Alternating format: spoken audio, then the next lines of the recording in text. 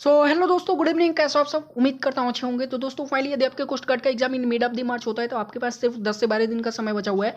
और यदि भाई एंड ऑफ द मार्च होता है तो 20 से 22 दिन का समय बचा हुआ है। मतलब टाइम तो बिल्कुल भी नहीं है, एक सेकंड भी आपको नहीं गंवाना है। और उम्मीद करता हूँ जो आपकी तैयारी है वो बहुत ही बेहतरीन ढंग से हो रही होगी। तो अब ये अंतिम समय में तैयारी ना की जाए तो कब होगा? इसीलिए आज से ही जो है प्रैक्टिस सेट सीरीज शुरू किया जा रहा है और धमाकेदार प्रैक्टिस सेट सीरीज है। मतलब मजा ही आ जाने वाला है। ऐसे question in practice set series में रखे गए हैं।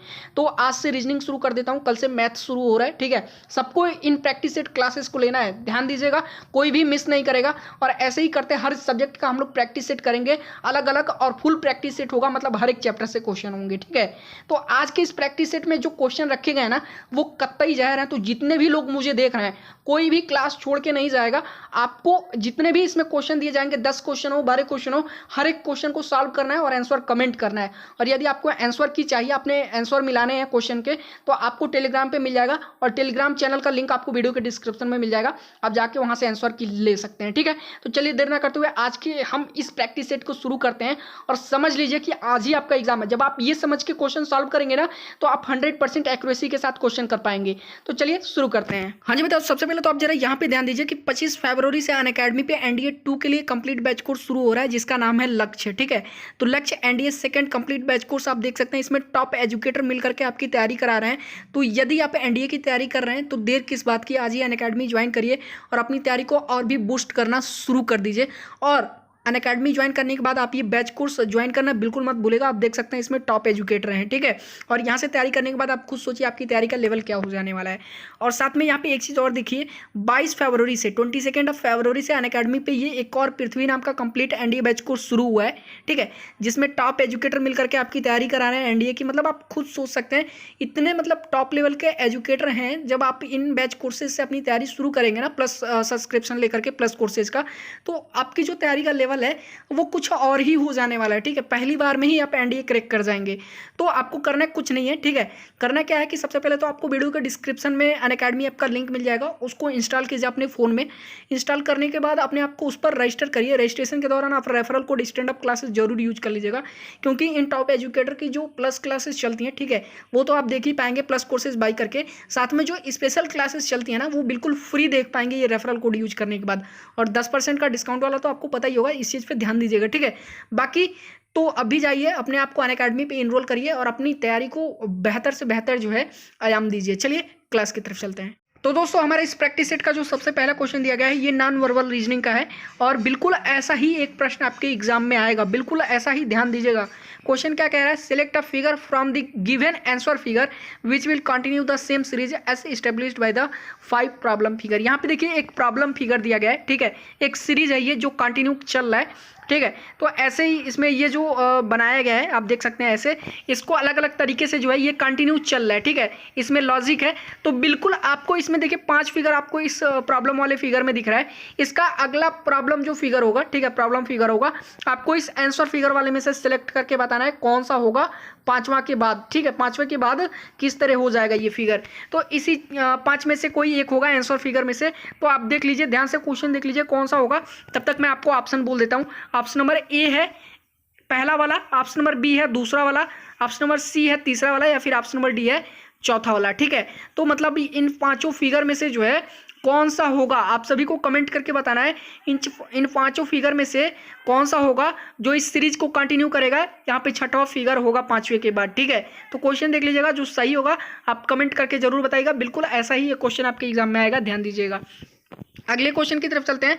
हमारा अगला क्वेश्चन है, if blunt is to sharp then so is to. देखिए ब्लंट मतलब होता है भोथरा, जैसा आप कहते हैं ना, जिसमें धार ना हो उसको ब्लंट बोलते हैं। तो कह रहा है यदि ब्लंट जो है शार्प के एज है, ठीक है, शार्प की तरह है, ब्लंट इज टू शार्प है। ठीक है, तो सो मतलब होता है आपका बोना। क्या होता है? सो मतलब होता है बोना। ठीक है, तो सो जो है किसके अपेक्षा में होगा?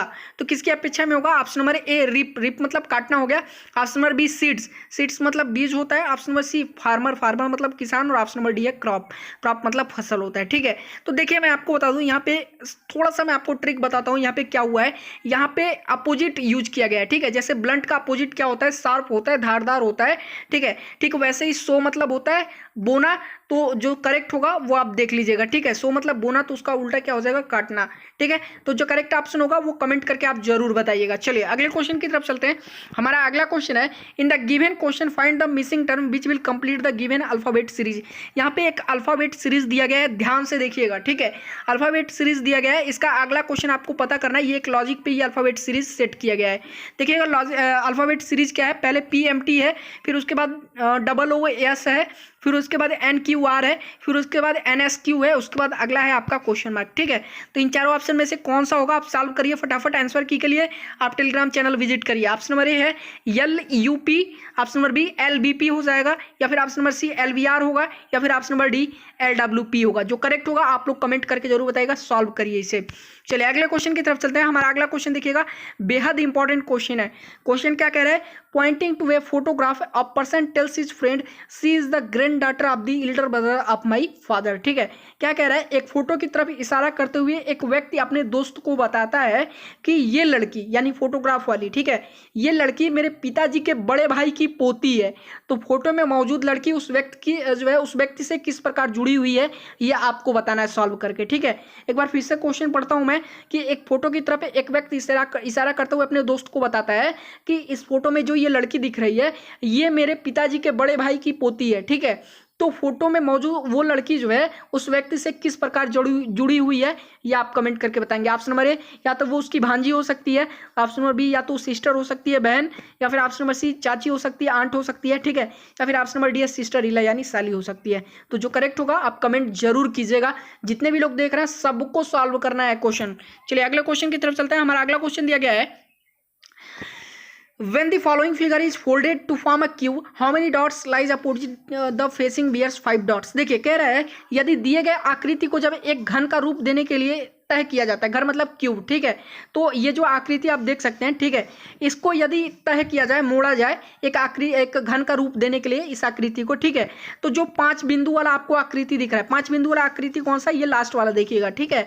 तो इसके विपरीत दिशा में जो है कितनी बिंदु वाली आकृति आएगी जब इसे यदि हम फोल्ड करके यदि तय करके हम इसे घन बना दे तो 5 वाले के विपरीत दिशा में जो है कौन सी बिंदु वाली आकृति आएगी, कितने बिंदु वाली आकृति आएगी, यह आपको कमेंट करके बताना है, सॉल्व करना है इसको।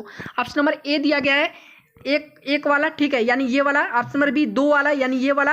ऑप्शन नंबर सी 3 वाला यानी ये वाला, या फिर ऑप्शन नंबर डी 4 वाला यानी 4 वाला किसमें है, इसमें है ये वाला, ठीक है। तो जो सही होगा आप कमेंट करके जरूर बताइएगा कि यदि ये जो आकृति दी गई है इसे हम फोल्ड करते हैं एक घन के रूप में, ठीक है, तय करते हैं, तो ये जो 5 बिंदु वाला आकृति दिख रहा है इसके अपोजिट डायरेक्शन में कितनी बिंदु वाली आकृति आएगी, इन्हीं चारों में से कोई एक होगी, ठीक है, 5 में से।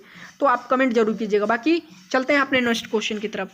तो जो हमारा अगला क्वेश्चन दिया गया है वो है, find out which of the figures 1 2 3 4 and 4 can be form from the pieces given in figure x. कह रहा है कि देखिए ये फिगर एक्स में जो है कुछ पीसेज दिए गए हैं। मान लीजिए ये कागज के कुछ टुकड़े हों, ठीक है, तो इन कागज के टुकड़ों को मिला करके कौन सा फिगर इन चारों में से बनेगा जो बिल्कुल सही हो, ठीक है, वही आपको कमेंट करके बताना है।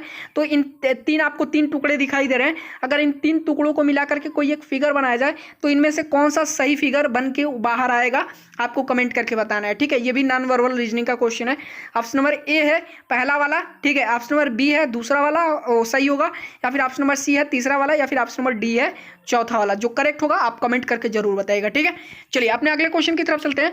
तो हमारा अगला क्वेश्चन दिया गया है, which of the following diagrams indicate the best relationship between mammals, cow and bat. अब देखिए मतलब कि ये वेन डायग्राम का, वेन आरेख का ये प्रश्न है, और इससे संबंधित मैंने लगातार 3 क्लास लिया था। जब यही नहीं कर पाएंगे तो कुछ नहीं कर पाएंगे, ठीक है। कह रहा है कि इनमें से कौन सा फिगर जो है बेस्ट रिलेशनशिप दर्शाता है, ठीक है, किसके बीच में, मैमल्स मतलब क्या होता है, स्तनधारी, ठीक है, काऊ मतलब गाय, और बैट मतलब चमगादड़, ठीक है। तो चमगादड़, स्तनधारी और गाय के बीच में जो है इनमें से कौन सा फिगर बेस्ट रिलेशनशिप दर्शाता है, आप देख लीजिएगा। पहला वाला, ठीक है, इसमें 3 सर्कल एक ही में है, ठीक है, एक के अंदर एक, यहाँ पे दूसरे वाले में 1 सर्कल दिया गया और उसके अंदर 2 सर्कल हैं, ठीक है, यानी 2 फिगर है।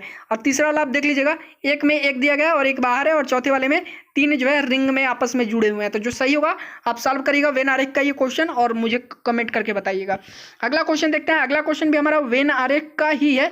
क्या कह रहा है कि इनमें से कौन सा फिगर जो है बेस्ट रिलेशनशिप दर्शाता है किसके बीच में, क्लास ब्लैक बोर्ड और स्कूल के बीच में, ठीक है, यानी क्लास ब्लैक बोर्ड और स्कूल के बीच में कौन सा फिगर सबसे बेस्ट रिलेशनशिप दर्शाता है? ऑप्शन नंबर ए है, एक सर्कल दिया गया और इसमें दो जगह अलग अलग सर्कल कर दिया गया है। ऑप्शन नंबर बी में तीन अलग अलग, यानी तीनों अलग दर्शाया गया है कि ये तीनों अलग हैं। ऑप्शन नंबर सी में एक के अंदर एक और उसके अंदर एक किया गया है, देख लीजिएगा, सॉल्व कर लीजिएगा। और ऑप्शन नंबर डी में ऐसे तीनों को जो है रिंग के द्वारा जोड़ा गया है, ठीक है।